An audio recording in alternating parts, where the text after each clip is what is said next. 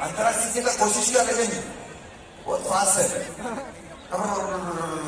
ना बैठने पा लेकिन ठीक था तुम्हें मजा।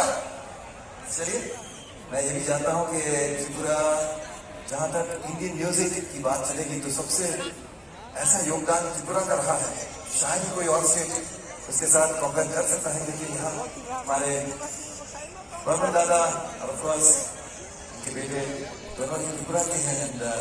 सब जानते हैं कि बिना ऐसी बर्मन बिना आदि बर्मन इंडियन फिल्म म्यूजिक आधा अधूरा है। तो उन्हीं के जन्मभूमि में आकर बहुत ही अच्छा लग रहा है। और अभी भी मेरे बहुत पुरानी मित्र हैं जो मैं उन्हें मिला था यूएस बे एरिया, लेकिन पता चला है कि she is very much a part of Agartala. She is